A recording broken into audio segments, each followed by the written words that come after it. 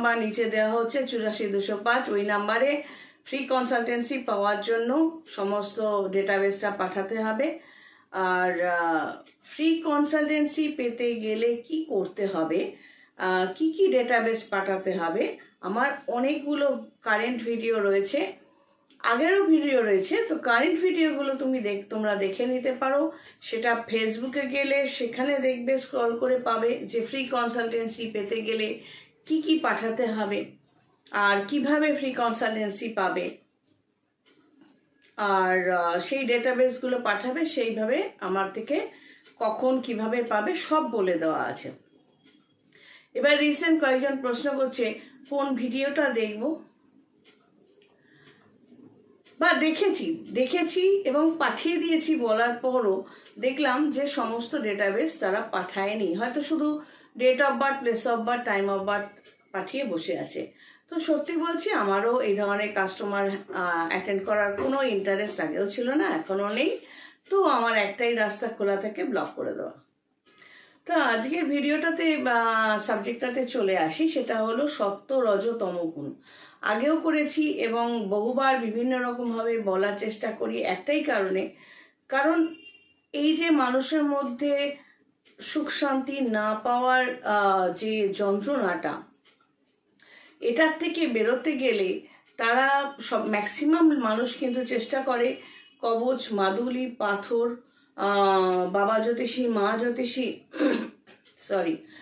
এরকম বানিয়ে নিয়ে তাদের কাছ থেকে একটা ম্যাজিক্যালি সবকিছু আশা করতে থাকে, যেটা মানে এইগুলোতে সত্যি কিন্তু কোনো রেজাল্ট কেউ কোনোদিন পায়নি, পাবেও না। কোনো অসুখ হলে ডাক্তার প্রেসক্রিপশন লিখে দেয়, প্রেসক্রিপশনটা যেমন ফলো করে ঠিক সময় মতো ডাক্তার যেমন লিখেছে খেতে হয়, ঠিক সেরকম খাওয়ারও কিছু রেস্ট্রিকশন থাকে, সেটাও মানতে হয়।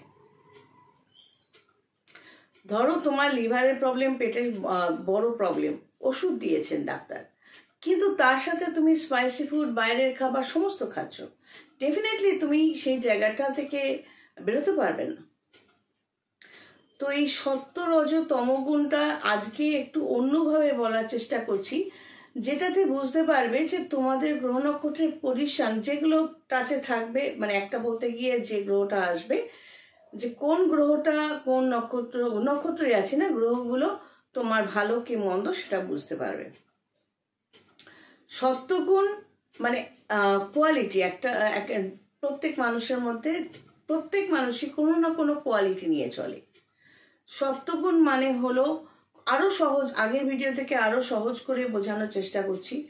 সেটা হলো সত্যগুণ মানে হলো, ধরো তুমি খুব সাদামাটা খাবার খেতে ভালোবাসো, ডাল ভাত, একটু আলু ভাজা, কি একটু সবজি চাটনি, বা একটু সেদ্ধ ভাত, বা এইরকম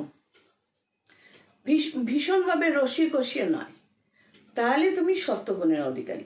সত্যগুণের অধিকারী বলতে তোমার কোন গ্রহটা ভালো জায়গায় ভালো পজিশনে আছে বোঝা যাবে।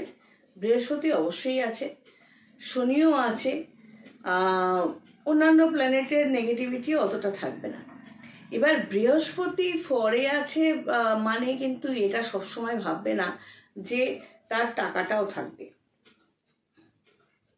অনেকেই সত্যগুণের অধিকারী, টাকাটা থাকবে বা জন্মগতভাবে এমন পরিবারে জন্মালে যেখানে টাকাটা আছে, বা পরে নিজেও ইনকাম করতে পারলে কাজের মাধ্যমে, সেটার হাউসগুলো কিন্তু সেকেন্ড হাউস এবং 11th হাউসের সাথে অ্যাটাচড।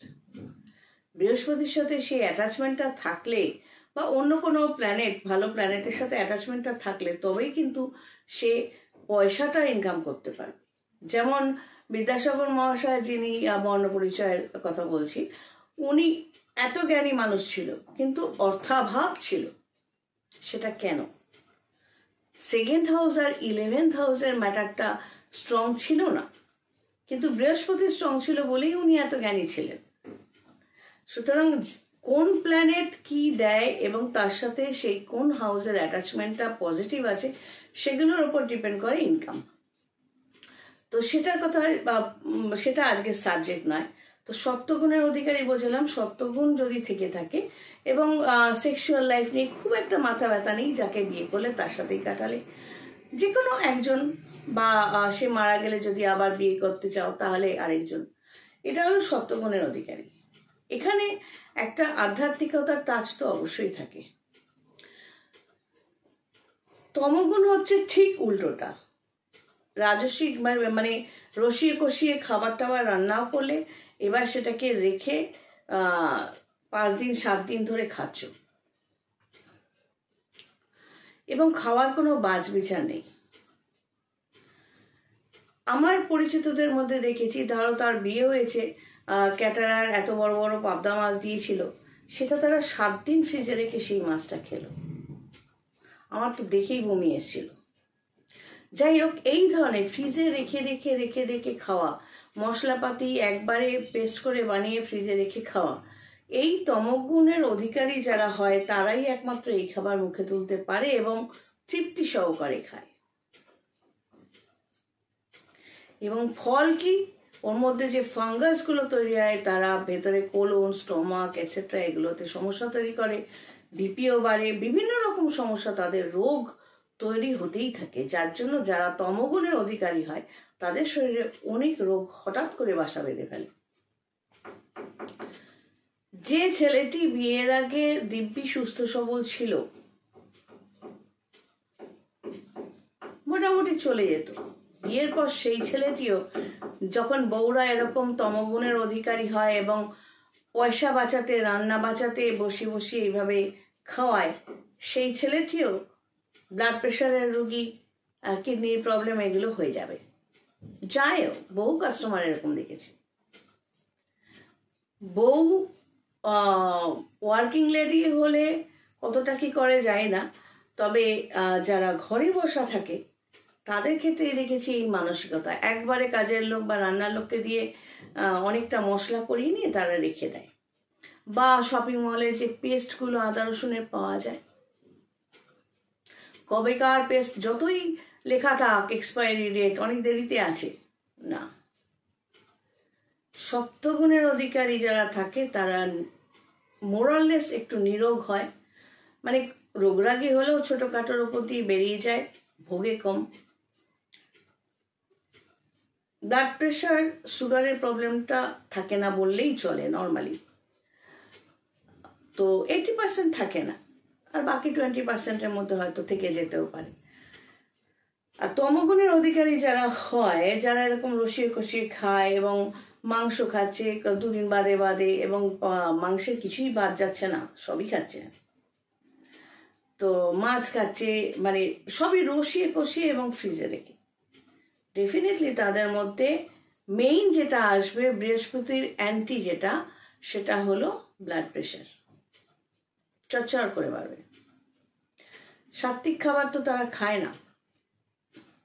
এই তমগুণের অধিকারী যারা হয় ম্যাক্সিমাম ক্ষেত্রে দেখা যায়, যেহেতু বৃহস্পতিটা খারাপ থাকলেই এইটা সম্ভব, সেই জন্য তখন দেখা যায় এরা ডাইনে বায়ে মিথ্যে কথা বলে।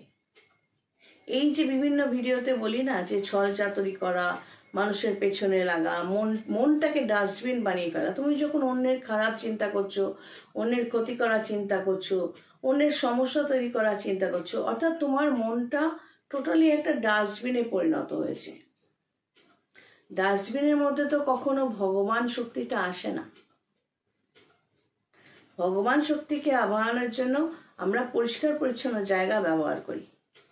তাই তমগুণের অধিকারী যারা হয় বেসিক্যালি তারা সবকিছু পেয়েও হারায় অথবা পায়ই না।